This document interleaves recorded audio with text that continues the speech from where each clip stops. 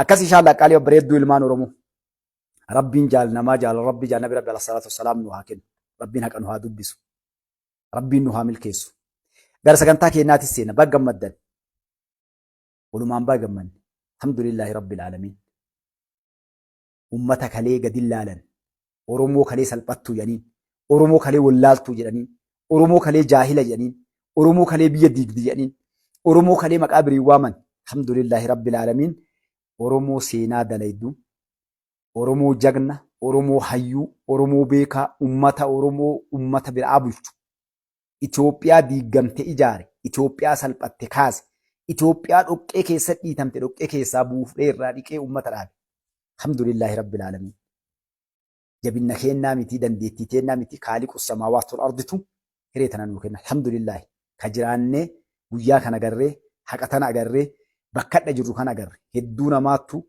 hiree tana argachuuf guyyama tokko biyya ofii irratti abbaa biyyaa ta'e afaan ofii dubbatee aadaa ofii amantii ofii geggeeffanna jedhanii ummanni Oromoo kumaatama osoo hin taane miiliyoonni itti dhumate miiliyoon kumaatamaan miiliyeenatu itti dhumate biyya tana. Adda biyyi tun biyya seenaa daladdu taate alhamdulillahi rabbil aalamiin takka isii irraa laalla isiin lammataa mootummaan Ijiptii salphina takkaan aggalan jenne itti galee boohu jira. Salphinni mootummaa Ijiptiitti galee Shaabi'aa fi baandaa keenya boochisaa jira. Alhamdulillahi rabbil aalamiin. Haqa dalagi ilma namaa haga jirtu yoo haqa daladde yoo ati dhugaa waliin dhaabbatte rabbiin sii tumsa. Ijipti irraa haga ganda keenyatti haga baandaa Oromootti Tigreetti Guraagee Walaayittaa kan baataa warra as keessaa hattuu waa qoccuu waa boccuuf nu malee miskiina cafattee warri gartee wal ijaare gareen hattuu roorristuun baandaan wal ijaaree deeman guutuu si rabbi salphisa kanallee waliin ilaalla inshaallah. Mata dureen keenya maal jettire baga gammaddan baga gammanne. Wallaahi Oromoo anaa ati Oromoo waan taaneef namni tokko ni'imaa takka waan gaarii keessa jiru hin beeku gaafa dhabe beeka. Amma namni qabeenya qabu jiruu gaarii keessa jiraatu hiyyummaan waan fakkaatu dhabni waan fakkaatu hin beekan. Guyyaa dhaban guyyaa hiyyoomatan guyyaa waan san dhaban beekan. Yoo uffata gaarii uffattee ka deemtu guyyaa uffata gaarii san uffachuu dhabde si dhagahamee gartee qiimaa uummanni qabu beekte uffanni qabu beekte jechuudha. Nyaanni akkas nageenyi akkas. Mootummaan waggaa 7 biyya kana bulchaa jiru ka Dr. Abiy Ahmad Ali leenca Oromoo aabbichuudha. Waa hedduu baallama nuu seene waan hedduu jedhe waan inni jedhe oliin rabbiin isa milkeesse. Maaliif beektu isin? Maaliif beektu? Haqa mootummaa adila. Nama tokko miidhuu hin deemu hanguu fi jabeeffachuuf hin deemu. Ummata dalaguuf deema amaanaa rabbi itti kenne bakkaan gahe. Amaanaa rabbi itti kenne ati mootummaa jedhee filesanii hojiitti kaga humna isaatti. Adda guyyaa addaa akkuma kaleef deengadoo deemaa turretti biqiltuu miiliyoona 700 dhaabnaa jedhee mootummaa Itoophiyaa ka'e. Miiliyoona 700 caalaa dhaabee miiliyoona 14 kaagamma gabaasaan galee biqiltuu miiliyoona 14 tabiraa yaadameef karoora kaamee olitti dhaabee jechuudha. Eenyu kana godhe uummata Itoophiyaati. Akkamitti maan hanqatin miiliyoona 17 jechuun taphaan miiliyoona 17 bira dabre miiliyoonni 700 addunyaan tun hedduu carraaqaa ture waan akkanaa dalaguuf hin dadhaban. Biyyoonni guddoon dura uummata guddaa qabdullee eenyu fa'a biyyoonni akka Hindii fa'a warri addunyaa kana irratti uummata guddaa qabu Hindiidhaaf Chaayinaadha. Warri uummata akka malee addunyaa kana irratti biyyi lamaan uummata guddaa qabdu Hindiif Chaayinaadha jechuudha. Hindiin marraa hedduu yaalaa turte. Godhuu hin dandeenye. Wanni ati gootuu waan akkanaa dalagduun maali beektu? Jaalala nama biyya san bulchuu yookaan ajaja si kenne yookaan ammoo haa goonu jedhee si jiruuti. Hedduun namaa amma mootummaa kana dhoqqee dibuu barbaada. Mootummaa dadhabaa ka uummanni hin jaalanne ka adda jiru ka waa godhuu hin dandeenye ka beekumsa hin qabne ka yookaan kaayootiif deemu. Ragaan maarree yeroo ajajatti kennu yeroo akkas haa goonu jedhuun uummanni ka'ee waliin dhaabbachuu. Uummanni ka'ee waliin dhaabbatee ajaja itti kennan san yeroo san fuudhee hojiitti hiiku. Karaa kanaan dhaabbichuudha waan takka kadha. Rabbiin dhaabbichuu kenna.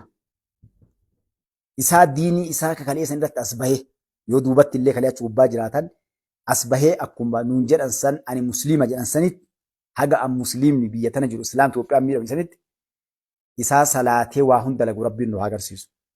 Biqiltuun hadha muumichi ministeeraa dhaabsise kun akka nabii rabbi alayhi salaatu wassalaam nuun jedhanitti namni biqiltuu takka dhaabe rabbiin jannata keessa biqiltuu isa dhaabe jedhanii bee biqiltuu miiliyoonaa fi biiliyoonaaf deemaa jirra. Miiliyoona ganaa dhaabbattee tana maqaa eenyu dhaabbate maqaa abbichuuti jechuudha. Karoora isaanii kaayoo isaaniiti. Jagna akkanaa kana qabna. Biqiltuu tanarraa shimbira meeqa nyaataa jira nama meeqa irraa nyaachuu jira. Qorsa meeqa irraa dalagamuu deema. Qilleensa meeqa jijjiirame dhukkubsataa meeqa turraa fayyuu deema. Roobni dhabame wanni meeqa waan anaa ati herregnee kaa'uu hin dandeenye. Biyyoonni addunyaa kanaa guutuun biyya isiidhaa Giriinlaand godhuuf yookaan lafa gartee magariisa godhuudhaaf tattaaffiin hin goone hin jiru. Haga mukaaf doktora tolchanii tallaala qorsi wanni hundi godhamu takka geette addunyaan. Ni yaalan bal'isanii dhaabuun akkana dalagu. Biyyi teenna biyya magariisa uumamaan rabbiin gartee Giriinlaand lafa magariisa bareedduu jannata addunyaa tanarraa godhee uume jechuudha. Abbaa dhabdeeti luqqaatee akkasumatti akka ilma yataamaa abbaan irraa du'eetitti waggaa 150 dabre kana luqqaate biyyi teenna. Nama keenya gabrummaa irraa mul'ata. Biyya teenna gabrummaa irraa mul'ata. Qabeenya keenya, bineensa keenya namaan wanni hundi faca'ee daaraa ta'e adda bade biyya namni teennee nyaannu osoo hin dalagne nyaatti Itoophiyaan silaa turistima qofaan jechuudha. Galgala obboleessi tokko nama jaaladhuuf kabaju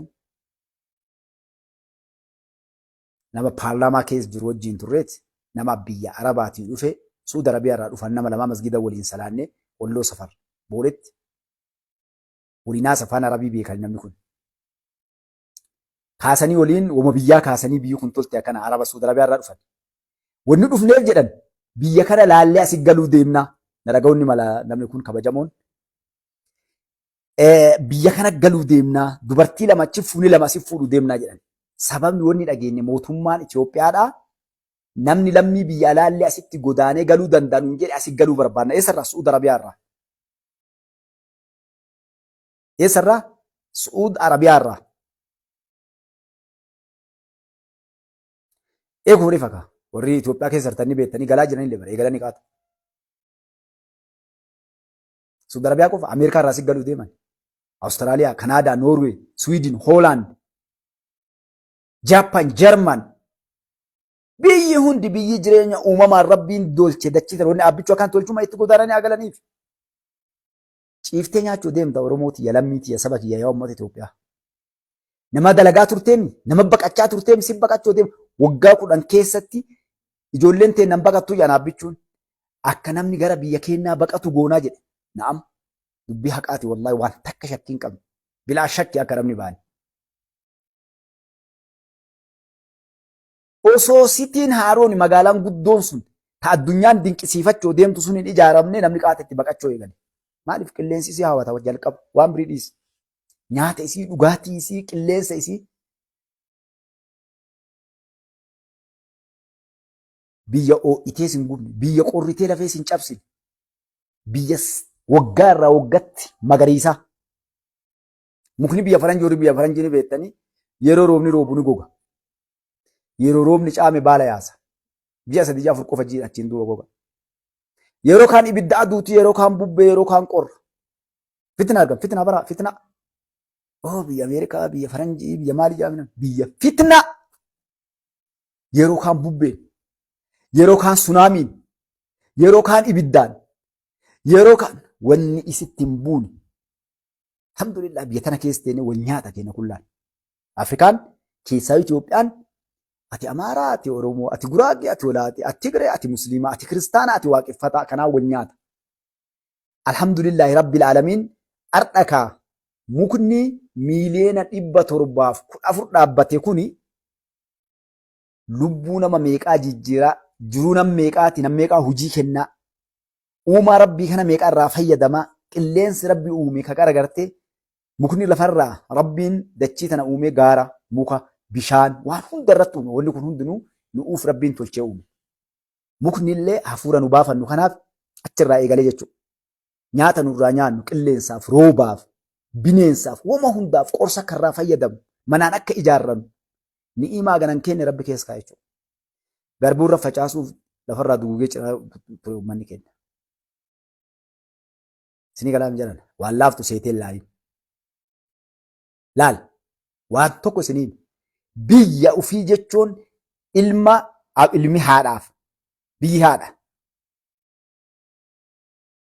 Biyyi abbaa biyyi haadha. Namni haadha abbaa caalaa namaa yaadu jira hin jiru. Hin uumne rabbu hin dhalanne illee hin dhalatu illee hin jiru. Haadha ni kunuunsani abbaa ofii ni kunuunsani. Yoo ati kun haadha abbaan haati harma si hoosiftee garas si baattee abbaan ifaajee haati ji'a 9 garas si baatteeti abbaa waggaa 18 baatee deema ilmoo. Akkasi guddisanii namaan gahanii ilmoolleen gaafa haadha abbaan dadhabde deebistee tajaajiltee jechuudha. Biyya akkasitti si guddiftee si tajaajiltee jechuudha. Sigalee duddarra si baattee nyaata sii kennitee dhugaatii sii kennitee hafuura gaarii si baafattee waa hundaan si jiraachisti. Kanaan maal godhuu qabda re'aati? Akka isiin si jalaan miidhamne gootaa jechuudha. Akka duddii isiin madoofne, akka aduun ittiin buune, akka rooba argattu, akka hafuura gaarii baafattu waa hundarra goota. Akka dhufanii muummichi ministeeraa maal godhan? Jalqabas dhufan biqiltuu dhaaban jechuudha. Biqiltuun gaafas dhaaban bunni dhaabbichuun gaafa dhufe dhaabe paappayeen mangoon wanni hundinuu irraa nyaataa jiran supparmaarkeetii Finfinnee keessatti dhufte achirraa dhufee gal warra gaafas waliin eegalee buna fuudhee dhaabee mangoo dhaabee paappayee dhaabee waan hunda dhaabee gabaa addunyaatti ekspoortii godhaa jiran quba qabduusin addunyaaf ekspoortii godhaa jiran. You believe or not amantee amanuu baattee amanuu dhabuun ni malaati. Namni hedduun harka of nyaachuuf jira osoo gaafas tola sii kenna baraabbichuun bunaaf maal kanni osoo gaafas dhaabe nama hidda 2,000 3,000 fudhatee dhaabee amma taaji miiliyoonatti jira. Warri gaafas qubatti qabeetumaanii akkas jedhu jawwisaafa jala yaa'ee jawwisu haga ammaa jawwisu bajjidanii garte yooma qocata inni jiifti marraa waa eeggata. Shaabiyaan waa nuun darbine jawwe si galee Oromotu Oromoon beekta jawwe kiraaf manaa ga'e kaa intarneettiin qabu maaliin gartee olola oofare reeffatinaan jettisa maaliin maxxansare. Maa waan ergin abboo reeffan ajjeesan jenne ebalufan ajjeefne ajjeesan intarneettiin qabu kan godhee si ergare. Ijibti waan atti hin kennine akkam godhare. Shaabiyaan waan atti hin kennine akkam godhare. Yoo akkasii waa walitti darbanii boosti godhan biliilici maaliin du'e maalii yoon asiin bahe waggaa 7 guutuu isaatti quma qaban gartee garasu osoma jedhan qubni jaraa muka bu'ee gale gartee paappayeetti mangootti muuzatti bunatti qubni gartee qara fedhe biyya keessatti lixu amma kanneen dhayaas deebi'u eegale jechuudha. Horeeyaa waan gootu laal guddadha. Tooftaan hannaa kijibaa Mallas Zeenaawii wajjin awwaalan. Kijib siyaasaan dharaa polotikaa jettiin Oromoon ta'e nama guddoon dur polotikaa illee jettuun polotikaa jedhan. Yoo polotika siin jedhan dubbiin dhuga polotika yoo siin jedhan kijiba. Haga manguddoon ta'e siyaasaa beeku. Dabre sun Mallasii waliin qotamee awwaalan. Haayile Maariyaam dubbii akkan walaalee argeeti Oromoo hodhanarraa fuudhaa dubbii tanaan gartee uummata aadaa qabu safuu qaburraa dhaladhee akkam baa kijibuu hin danda'u jedhee gartee Oromoo jalaa godhe. Warri polotikaa kijibaa barate hagadhaa reeffaan daldaaluu fi kijibaan wal ijaaree deemu hagammatti qubni isaanii gartee na uffolchaa mana fincaanii haadhu jira jechuudha. Ajaa. Warra ajaa gartanii shinti beetettaniini mana fincaanii kana quba kaayee yeroo cufaa fuudhee ulatu. Ajaa. Namni damma nyaachuu jira. Dhiirti gartee damma nyaachaa jirti. Qubni dhiiraa hadhaa damma fuudhee muxataa jira malee udaan fuudhee jechuutti hin jiru si galee. Kana ka dalaganiin jagnat dalagee dalagsiisee bakka tan dhaabban. Waggaa 7 warri kasaartan warri hagammaallee dubbiin isin hin galin uf duba deebi'aa of laalaa bakka jirtan. Isin gala. Jagna keenya warri isin jettan dhararra kijibarra yoo jagna ta'e dubbiin nu jajjabdu. Baala kutee baala lafaa citti akka fuudhee uummataa karaa irraa achi hin kennu. Waan baalli uffattillee beekta karaa irraa fuutaan bu'aa buusuu biraa dhiisi. Wanni isaan isin godhan ololaaf kijibaa fi qaanii warri kalee jawwee wajjin bahe, warri kaleessa agartee TPLF fi baandaa wajjin bahe guutuun ni salphate.